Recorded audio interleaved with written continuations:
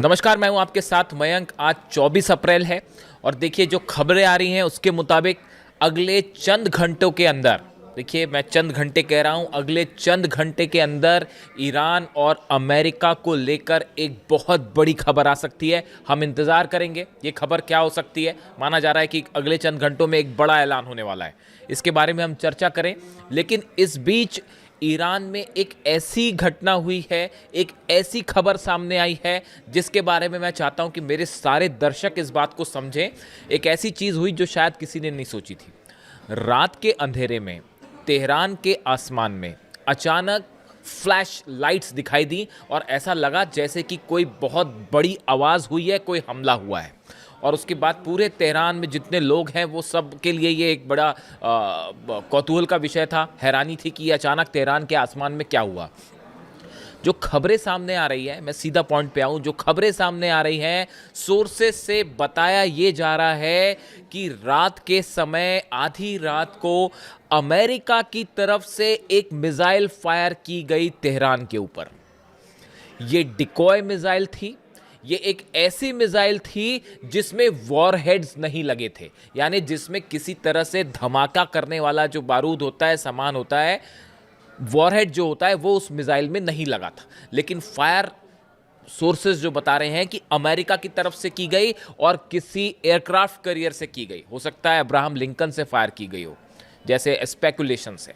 ये मिसाइल जैसे ही ईरान के एयर स्पेस में एंटर करती है, ईरान में अलर्ट हो जाता है और तेहरान के आसमान में ईरान के एयर डिफेंस सिस्टम ने इस मिसाइल को मार गिराया। जो खबरें आ रही हैं उसके मुताबिक ईरान के एयर डिफेंस सिस्टम ने अमेरिका की इस मिसाइल को हवा में तबाह कर दिया।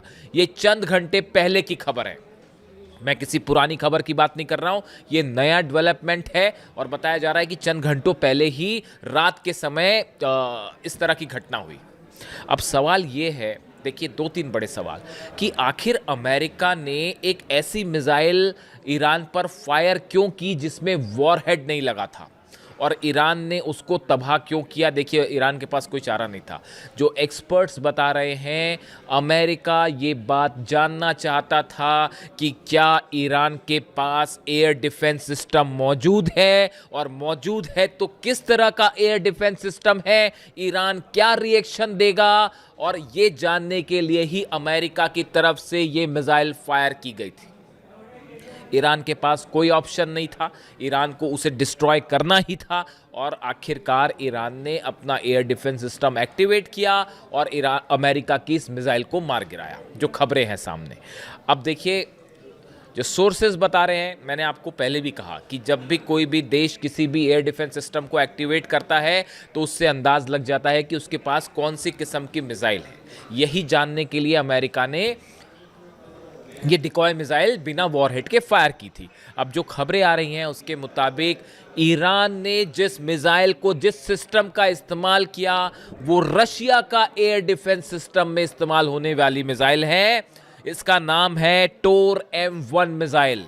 ये टोर M1 एक सिस्टम है, एयर डिफेंस सिस्टम है जो मिसाइल्स को मार गिराता है, एयरक्राफ्ट्स को मार गिराता है। इसको तेहरान से एक्टिवेट किया गया और अमेरिका की इस मिसाइल को मार गिराया गया।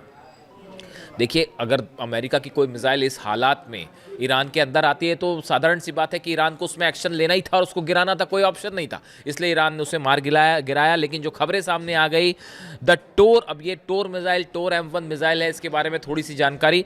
The Tor is an all weather low to medium altitude short range surface to air missile system designed for destroying airplanes, helicopters and cruise missiles. Cruise missiles को, हेलीकॉप्टर को और एयरप्लेन्स को गिराने में टोर M1 मिसाइल का इस्तेमाल होता है, जो कि रूस करता है, रूस का बना हुआ सिस्टम है। और ये तेहरान में फायर किया गया, एक्टिवेट, और अमेरिका की मिसाइल गिर गई। अमेरिका जो पता लगाना चाहता था शायद वो पता चल गया। जब आपको और हमको एक खबर मिल रही है, हम तक पहुंच रही है खबर, तो ऑब्वियसली अमेरिका के पास भी है और समझ गए वो इस बात को कि एयर डिफेंस सिस्टम पहुंच चुका है। अब आप समझिए इन चीज़ों को।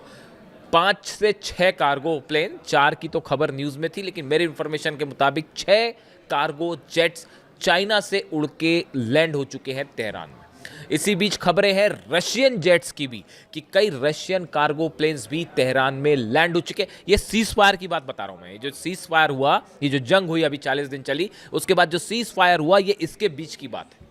और सबसे बड़ा जो दावा किया गया एक्सपर्ट्स की तरफ से, जो एनालिसिस किया गया कि चीन की तरफ से और रूस दोनों की तरफ से डिफेंस मिसाइल्स प्रोवाइड की गई, क्योंकि इस बार भी ईरान को सबसे ज़्यादा नुकसान मजबूत डिफेंस सिस्टम के कम होने की वजह से ही हुआ। आप देखिए जो एयर जेट्स ने हमला किया, F-35 हो, F-16 हो, शुरुआती दौर में बड़ा नुकसान हुआ, लेकिन आप देखिए वॉर के आखिरी आते तक F-35 भी गिरने शुरू हो गए, F-15 भी गिरने शुरू हो गए, F-16 भी गिरने शुरू हो गए और तमाम जेट्स तबाह होने लग गए। यानी वॉर के आखिरी समय में डोनाल्ड ट्रंप तो इतने झल्ला गए, मैंने आपको बताया जो मीटिंग हुई थी प्लेन गिरने के बाद और पायलट पकड़ा गया था, उसके बाद तो डोनाल्ड ट्रंप चीख रहे थे उस बैठक में, उस मीटिंग में कि क्या मेरा हाल भी जिमी कार्टर की तरह तो ना हो जाए। वो मैंने बताया आपको पिछले वीडियो में। यानी डोनाल्ड ट्रंप पूरी तरह से शॉक्ड कहते हैं जिसे, कि कैसे ईरान ने हमारे जो है वो प्लेन्स मार गिराए और F-35 कैसे मार गिरा दिया गया। तो अब देखिए ये जो मिसाइल है ये बहुत ही एक्शन पैक घटनाक्रम था जो कि रात के समय हुआ, जैसे कि फिल्मों में देखने को मिलता है कि मिसाइल ने एंटर किया, पूरे ईरान में एयर अलर्ट हुआ कि एक सस्पिशियस एंट्री हुई है ईरान के अंदर, उसके बाद तेहरान के आसमान पे उसे मार गिराया गया। अब देखिए इससे दो चीज़ें हैं। पहली बात तो ये साफ हो जानी चाहिए कि ईरान अब पहले के मुकाबले ज़्यादा मजबूती के साथ जवाब देगा अमेरिका को और इजराइल के जेट्स को अगर हमले होते हैं तो। अगर का कोई सवाल नहीं है, हमला होना तय है। मजबूत है एयर डिफेंस सिस्टम, जो कमजोरियां थी उसको दूर करने की कोशिश की गई है। रूस और चाइना ने इसमें मदद की है, बात नंबर 1। बात नंबर 2, अमेरिका की स्ट्रेटेजी अब इस हिसाब से चलेगी कि अगर फिर से F-35 गए तो बचना मुश्किल है, फिर से गिरेंगे। F-35 जाएंगे, F-16 जाएंगे, तो अब अमेरिका की रणनीति शायद ये हो सकती है कि जो है वो एयर प्लेन से हमले ना किए जाएं, एयरक्राफ्ट से हमले ना किए जाएं। आप फिर से एक बार देखिए कि टॉम हॉक मिसाइल्स के ज़रिए जो है वो हमले हों आसपास के इलाके से, ओमान की खाड़ी से, हिंद महासागर से या रेड सी के आसपास से, जहां तीनों एयरक्राफ्ट कैरियर खड़े हुए हैं। तो ये अमेरिका, देखिए इसको समझना, इस घटना को समझना इसलिए ज़रूरी था, ये तय करेगी कि आगे की अमेरिका की रणनीति क्या होगी। आप देखिए अमेरिका के 19 जहाज हैं, 16 जहाज थे, अब 19 हो गए। मैं गिनती रखता हूं पूरी। देखिए आपको, जब आप किसी वॉर कवरेज को करते हैं तो आपको हर छोटी से छोटी इंफॉर्मेशन की पे नज़र रखनी पड़ती है। वो ये बताता है कि अमेरिका के कौन से जहाज़ कहाँ मौजूद है, किस लोकेशन पे मौजूद है। वो ये बताता है कि ये हमला करेंगे, नहीं करेंगे, और करेंगे भी तो कब तक, ये उनकी पोजीशन बताता है। आप देख लीजिए जो एयरक्राफ्ट कैरियर हैं जो इस समय हिंद महासागर में डिप्लॉय हैं, ओमान की खाड़ी में नहीं, हिंद महासागर में कौन कौन से हैं? USS ब्रैनबेज है, USS थॉमर हडनर है, डेलबर्ट डी ब्लैक है, फ्रैंक ई पीटरसन है, USS मिट्शर है और माइकल मर्फी है। ये सबके सब इंडियन ओशन में है, ईरान के जो करीब का जितना हो सकता है उस पोर्शन में ये तैनात है। ये सबके सब वो जहाज हैं जिन पे टॉमहॉक मिसाइल्स हैं, और ये इस एरिया में है जो एक डिस्टेंस भी मेंटेन कर रहे हैं ईरान से, कि भाई कहीं ऐसा ना हो कि वहाँ से मिसाइल्स आ जाएं, क्योंकि वो फतह चलेगी और खुर्रम शहर चलेगी तो वो पता नहीं कहाँ कहाँ गिरे, और एंटी शिप मिसाइल्स जो हैं वो कहाँ कहाँ गिरे। 1000 मिसाइल्स प्रोवाइड करने की बात हो रही है। ऐसा जो है डिफेंस सर्कल में चर्चा है कि करीब 1000 के आसपास मिसाइल्स जो हैं वो लैंड की हैं तेहरान में कार्गोस के जरिए, इस तरह की खबर है जिसकी चर्चाएं हैं। वरना अब तक हमला हो जाता साहब। ये जितने बड़ी ये जो जहाज खड़े हुए हैं, ये जो मैंने आपको 6 जहाज़ों के नाम बताए, इसके अलावा अब्राहम लिंकन अलग खड़ा हुआ है, जॉर्ज डब्ल्यू बुश अलग खड़ा हुआ है, और वो कौन सा है जिसमें आग लग गई थी, हाँ जेरल्ड आर फोर्ड, वो जो आग लगी थी लॉन्ड्री में और भाग गया था वापस, फिर आ गया है वो, तो वो जो है ये सब जहाज वहाँ पे खड़े हुए हैं। अब इसमें जो है, इसमें आप देखिए जो जॉर्ज डब्ल्यू बुश है जिसको स्पेशली बुलाया गया है, जॉर्ज डब्ल्यू बुश वो एयरक्राफ्ट कैरियर है अमेरिका का जो डिफेंस करने में एक्सपर्ट है। मतलब इसमें पेट्रियट है, थार्ड है, वो डिफेंस सिस्टम इसमें डिप्लॉय हैं कि अगर ईरान मिसाइल्स फायर करे तो रोकने के काम में सिर्फ जॉर्ज डब्ल्यू बुश को लगा दिया जाए। यानी अब्राहम लिंकन से टेक ऑफ मतलब हमले हो सकते हैं, जेरल्ड आर फोर्ड से टॉमहॉक मिसाइल्स फायर हो सकती हैं, ये जो 6 डिस्ट्रॉयर्स खड़े हुए हैं इनसे मिसाइल्स फायर होगी, लेकिन जॉर्ज डब्ल्यू बुश जो है वो इनकी रक्षा का काम करेगा। इसलिए जॉर्ज डब्ल्यू बुश को करीब लाया गया है, उसको पोजीशन किया जा रहा है हमले के पहले। डोनाल्ड ट्रंप की कल आपने पीसी सुनी, उन्होंने आदेश दे दिया है कि भाई जो छोटी बोट्स हैं, मैंने आपको पहले ही कहा था, देखिए आप मेरे वीडियोस उठा के देख लो, मैंने आपको कहा था कि हॉर्मूज में शेर की मांद में घुस के जो है फिर जो करना है वो शेर ने करना है। वो डोनाल्ड ट्रंप क्या करेंगे और अमेरिकी की सेना क्या करेगी बताइए। आप हॉर्मुज के आसपास आके खड़े हो गए ब्लॉक करके। अब जो करना है वो ईरान ने करना है। वो छोटी बोट्स ने ऐसा ठोका है ना पिछले 24 घंटे में कि पूरी अमेरिका की नेवी हैरान। पर वो यूएस की नेवी के जो सेक्रेटरी हैं उनको क्यों हटाया गया? अगर यूएस की नेवी अच्छा कर रही थी तो यूएस नेवी के सेक्रेटरी को क्यों हटाया गया? इस बात का सबूत है कि पिछले 48 घंटे के अंदर ईरान ने जबरदस्त दो डाला है अमेरिका नेवी को।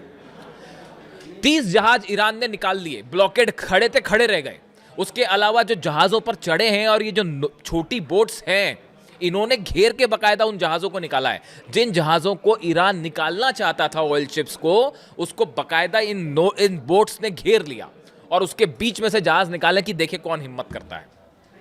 डोनाल्ड ट्रंप को इस्तेमाल करना पड़ा इसका कि भाई ईरान के पास वो छोटी बोट्स हैं, हम उसको तबाह कर देंगे। यानी अमेरिका का राष्ट्रपति ईरान की जो छोटी वाली बोट्स हैं, जो ईरान खुद ही छोटी बोट्स कह रहा है, मोटर बोट कह रहा है, उस पर चर्चा कर रहे हैं व्हाइट हाउस में बैठ के। कौन? सबसे शक्तिशाली राष्ट्रपति होना का दावा करने वाले राष्ट्रपति, जिनके पास इतने बड़े बड़े एयरक्राफ्ट कैरियर। इसी से आप अंदाज लगा लो कि अगर अमेरिका के राष्ट्रपति को व्हाइट हाउस में बैठ के ईरान की छोटी बोट्स की चर्चा करनी पड़ जाए तो समझ लो क्या हाल कर रखा है आप। इससे शेमफुल सिचुएशन अमेरिकन फोर्सेस के लिए नहीं हो सकती और डोनाल्ड ट्रंप के लिए नहीं हो सकती। माइंस बिछी है, उसका पता ही नहीं है माइंस कहाँ है। वो फिर खबर आने लग गई कि वो जापान से जहाज आ रहे हैं, वो स्वीपर आ रहे हैं, वो उस माइंस को हटाएंगे। वो माइंस कभी नहीं हटेंगी। आप मेरी बात मानिए, 6 महीना लगता है। मैंने ये मैरीटाइम जो माइंस से रिलेटेड एक्सपर्ट्स होते हैं, जो समंदर में माइंस बिछ जाती हैं, ऐसे 3 से 4 एक्सपर्ट से हिंदुस्तान में दिल्ली में बात की। उन सबका कहना है मयंक जी भूल जाइए, 6 महीने के पहले हटेंगी नहीं माइंस यहाँ से। और उसके बाद भी जहाज निकलना डेंजरस है क्योंकि माइंस बिछी रह गई और जहाज उड़ जाएगा उस पर। तो वो पूरी निकली नहीं निकली, बहुत मुश्किल काम है। और वहाँ तो कदम रखना मुश्किल है। वो ईरान की सेना खड़ी हुई है गन्स लेके और बोट्स जो है खड़ी हुई हैं, वो उड़ाने के लिए तैयार हैं। और ईरान के, और देखिए जो नई खबरें आ रही हैं कि एक बार फिर से जो है वो चाइना के जरिए कोशिश हो रही है कि किसी तरह से ईरान को टेबल टॉक्स पर लाया जाए, कि किसी तरह से बातचीत शुरू की जाए। लेकिन चाइना और रशिया ने तो साफ मना कर दिया, हम नहीं आ रहे, हम कोई टॉक वॉक नहीं कर रहे। आपने अमेरिका ने रायता फैलाया, अब अमेरिका साफ करे, डोनाल्ड ट्रंप जाने क्या करना है। और चाइना जो है, चाइना ने पिछली बार थोड़ा सा इनिशिएट किया था, लेकिन इस बार जो खबरें चाइना से है, चाइना भी इस मामले में पछड़े में बीच में नहीं पड़ना चाहता। ये जो मध्यस्थता वाली काम है वो चाइना भी करने को राजी नहीं है। उसकी बड़ी वजह है ईरान की जनता का गुस्सा। देखिए ईरान में जो प्रोटेस्ट की तस्वीरें आ रही हैं आप देख ही रहे होंगे। 2 रात पहले मिसाइल सड़कों पर निकाली गई, फिर जो है वो ड्रोन सड़कों पर निकाले गए और वो इंकलाब स्क्वायर पर लाखों लोग जमा हैं। और सबकी एक मांग है, अमेरिका के सामने 1 इंच झुकने की ज़रूरत नहीं है। जो करना है डोनाल्ड ट्रंप कर ले, जो करना है अमेरिका कर ले। और वो बात अब ख़त्म हो गई। मैं आपको बताऊं, ये यूरेनियम की टॉक्स वॉक्स वो इस तरफ ख़त्म हो चुका है। इतना गुस्से में है ईरान की सेना और ईरान की जनता। और ईरान की सेना ने यह फैसला कर लिया है कि जो ईरान की जनता कहेगी अब वैसा ही किया जाएगा। अगर वो कहते हैं मिसाइल मारिए तो मिसाइल मारेंगे, जंग करिए तो जंग करेंगे। कहाँ टारगेट भी वो जनता तय करेगी अब, कि कहाँ मिसाइल गिरनी है, दुबई पर मिसाइल गिरनी है कि नहीं, सऊदी पर गिरनी है कि नहीं, बहरीन जॉर्डन कहाँ हमले करना है, वो अब जनता तय करेगी। ये एक नया रूप है डेमोक्रेसी की। हमने परिभाषा देखी थी, जनता द्वारा, जनता पर, जनता के लिए किया गया शासन ही लोकतंत्र है। To the people, for the people, by the people. अब यहाँ पे नया हो गया है वॉर टू द, ये जनता ही इस युद्ध को आगे लड़ना चाहती है और ईरान की सेना उस बात के लिए तैयार हो चुकी है। यानी ये जो टॉक्स वॉक्स वाली बात थी ना, ये एक चैप्टर था जो डोनाल्ड ट्रंप ने ख़त्म कर दिया। ईरान शायद के कुछ नेता शायद इस तरह से बातचीत, बयान, पहली दौर की बातचीत हुई आखिर, तो वो पहली दौर की बातचीत के लिए आ गए थे। लेकिन उसके बाद डोनाल्ड ट्रंप ने जिस तरह से इसको आगे बढ़ाया, उससे ये अब हमेशा के लिए ख़त्म हो चुका है। वो हॉर्मुज खोलने को लेकर जो बयान आया ईरान के विदेश मंत्री का, उसके बाद डोनाल्ड ट्रंप जिस तरह से दावे करने लगे कि हमारी जीत हुई है, हमारी जीत हुई है, वहाँ से मामला बिगड़ गया। तो ये डोनाल्ड ट्रंप का बड़बोलापन जो है बहुत महंगा पड़ा है अमेरिका को। अब हालात ये हैं, माइंस बिछी हुई हैं। इसी बीच एक बार फिर अलर्ट है रूस की तरफ और चीन की तरफ से ईरान के लिए कि किसी भी क्षण हमला हो सकता है, आप तैयार रहिए। और उसके लिए ईरान ने पूरी ताकत झोंक दी है। ईरान की सेना, ईरान के मिसाइल्स, ईरान के ड्रोन्स जो गुफाओं में छिपे हुए थे, सुरंगों में, वो सब के सब निकाल ले लिए। चीन ने कहा है हालात बेहद खराब हो सकते हैं जिसका अंदाज़ा भी नहीं लगाया जा सकता। यही बात रूस भी कह रहा है। बड़ी वार्निंग है रूस और चाइना की तरफ से। तो अब हालात ये है कि देखिए इस तरह की खबरें आ रही हैं कि अगले चंद घंटे के अंदर कुछ बड़ा ऐलान होने वाला है। और एक प्रकार से आप फिर ये कह सकते हैं कि आज की रात जो है वो एक बड़ा फैसला लेके आने वाली है पूरे मिडिल ईस्ट के लिए। जो भी अपडेट होगा आप तक पहुंचाऊंगा। Thank you so much.